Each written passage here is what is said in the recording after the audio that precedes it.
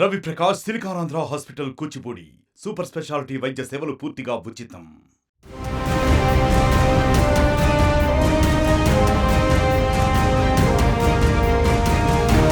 Assembly ఎన్నికల్లో YCP ఘోర పరాజయం పాలైన విషయం తెలిసిందే. వై నాట్ 175 అంటూ కేవలం 11 స్థానాలకి పరిమితమైంది వైఎస్ఆర్సీపీ. తగినంత సంఖ్యాబలం కూడా లేకపోవడంతో కనీసం ప్రతిపక్ష హోదా కూడా దక్కలేదు. ఈ నేపథ్యంలో జగన్ అసెంబ్లీ స్పీకర్ చింతకాయల అయ్యన్నపాత్రుడికి లేఖ వ్రాశారు.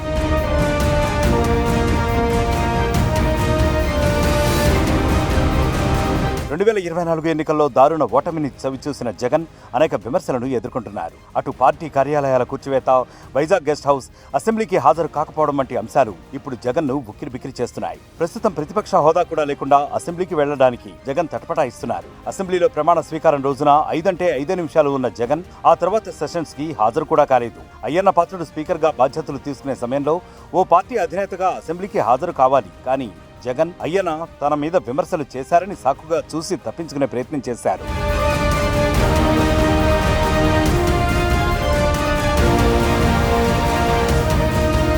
ఇప్పుడు మళ్లీ ఏ స్పీకర్ని అయితే విమర్శించారో అదే స్పీకర్కి తనకి ప్రతిపక్ష హోదా కల్పించాలని లేఖ వ్రాశారు జగన్. జగన్ తన లేఖలో ఎమ్మెల్యేల ప్రమాణ స్వీకారం సందర్భంగా మంత్రుల తర్వాత నాతో ప్రమాణం చేయించడం సంప్రదాయాలకు విరుద్ధమన్నారు. ప్రధాన ప్రతిపక్ష నాయకుడిగా గుర్తింపు ఇవ్వకూడదని ముందుగానే నిర్ణయించారని, విపక్షంలో ఎవరికి ఎక్కువ సీట్లు ఉంటే వారికే ప్రధాన ప్రతిపక్ష హోదా ఇవ్వాలని చట్టంలో ఉందన్నారు జగన్. పార్లమెంటులో ఉమ్మడి ఆంధ్రప్రదేశ్ లో ఈ నిబంధన పాటించలేదని ఆయన గుర్తుకు చేశారు. అధికార కూటమి స్పీకర్ ఇప్పటికే నా పట్ల శత్రుత్వం ప్రదర్శిస్తున్నారన్నారు. 1994 ఉమ్మడి ఆంధ్రప్రదేశ్ అసెంబ్లీ ఎన్నికల్లో 294 సీట్లకు గాను కాంగ్రెస్ 26 సీట్లు మాత్రమే సాధించింది. 10% సీట్లు కాంగ్రెస్ కు లేకపోయినా పి జనార్దన్ రెడ్డిని ప్రధాన ప్రతిపక్ష నేతగా గుర్తించారు. 2015లో ఢిల్లీ అసెంబ్లీ ఎన్నికల్లో 70 స్థానాలకు గాను బీజేపీకి కేవలం 3 సీట్లు సాధించినప్పటికీ ఆ పార్టీకి ప్రధాన ప్రతిపక్ష హోదా ఇచ్చారు. ప్రజల తరపున అసెంబ్లీలో గొంతు విప్పడానికి తగిన సమయం లభించాలనే ఉద్దేశంతో ఈ లేఖ రాస్తున్నానని లేఖలో ప్రస్తావించారు జగన్.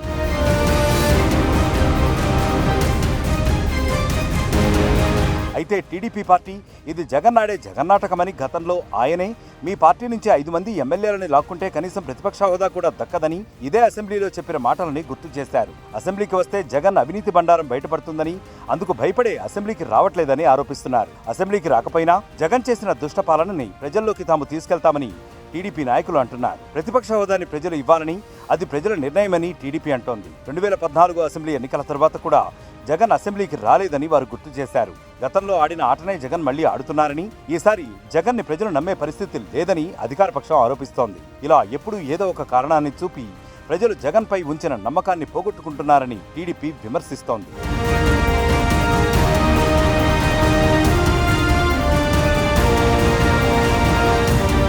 టీడీపీ ఆరోపిస్తున్నట్లే జగన్ మళ్లీ జనంలో 5 ఏళ్లు ఉండగలరా, మళ్లీ ప్రజల్లో మమేకం అవ్వగలరా అంటే జగన్ కి జనంలో బలం ఇంకా ఉంది. ఈ ఎన్నికల్లో మొత్తం పోలైన ఓట్లలో 40% పొందింది. దేశంలో 6వ అత్యధిక శాతం ఓట్లు పొందిన పార్టీగా వైసీపీ ఇంకా ఉంది. జగన్ అభివృద్ధిపై ఎక్కువ దృష్టి పెట్టకపోవడం, అనుభవ రాహిత్యం పాలన, కార్యకర్తలపై దృష్టి పెట్టకపోవడం లాంటి అంశాల వల్ల జగన్ ఘోర ఓటమి పాలయ్యారని విశ్లేషకులు భావిస్తున్నారు. అందుకే జగన్ వచ్చే ఎన్నికల్లో ఎట్టి పరిస్థితుల్లో అధికారంలోకి రావాలని నిశ్చయించుకున్నారని వైసీపీ నేతలు చెప్పుకుంటున్నారు. తిరిగి పుంజుకోవడానికి జగన్ మళ్లీ పూర్తి స్థాయిలో జనాల్లోకి వెళ్లేందుకు అడుగులు వేస్తున్నారని, అందుకే తన బలాన్నంతా ప్రజల్లో తిరిగేందుకు కేటాయించాలని భావిస్తున్నారన్నారు. అందుకోసం జగన్ అసెంబ్లీలోకి రాకుండా ఇలా లేఖలు రాస్తున్నారని భావిస్తున్నారు.